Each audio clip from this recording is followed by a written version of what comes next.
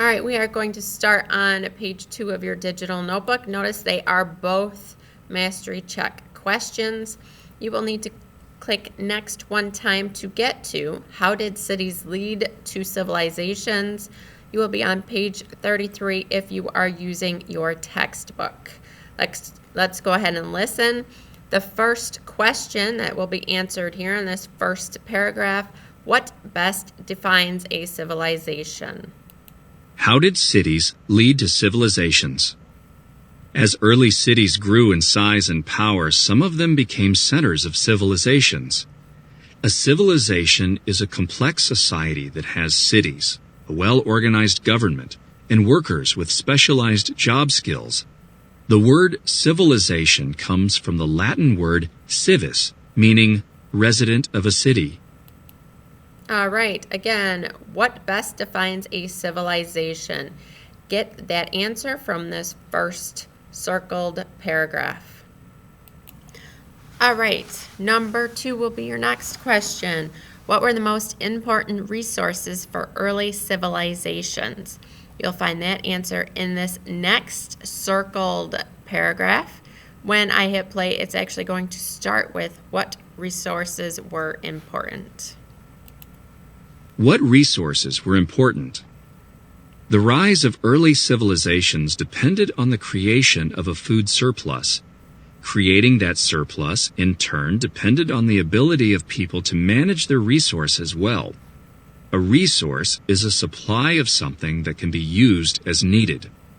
The most important resources that people needed were fertile soil, fresh water, and seeds.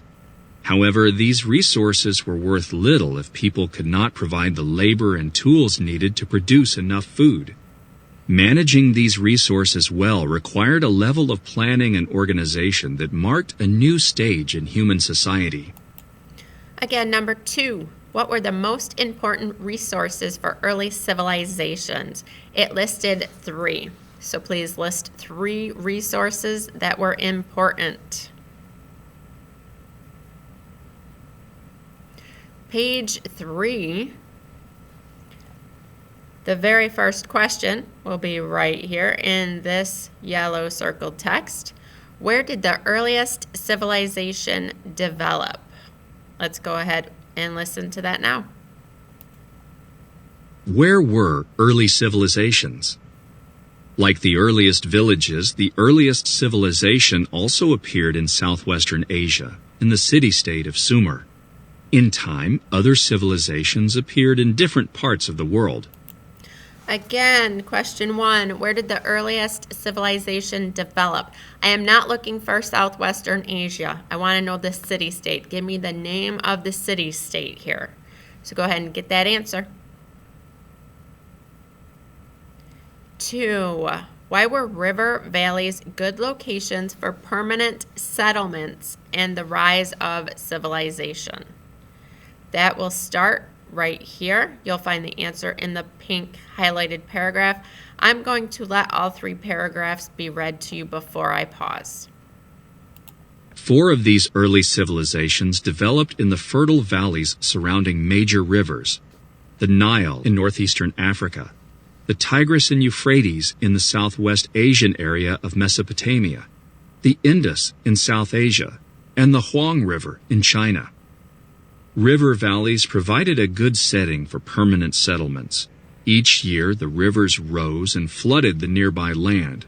When the floodwaters went down, a fresh layer of fertile soil remained that farmers could use to grow crops. Not all early civilizations began in river valleys. Greek civilization, for example, emerged on a rocky peninsula in southeastern Europe and a series of islands in the eastern Mediterranean Sea. Civilizations also changed their surrounding environment. Farmers near rivers built irrigation systems. Civilizations in the Americas cut down trees and burned them to create farmland. People cleared land to build houses, temples, and markets. Number 2, why were river valleys good locations for permanent settlements and the rise of civilizations? You will find that answer in this pink highlighted paragraph.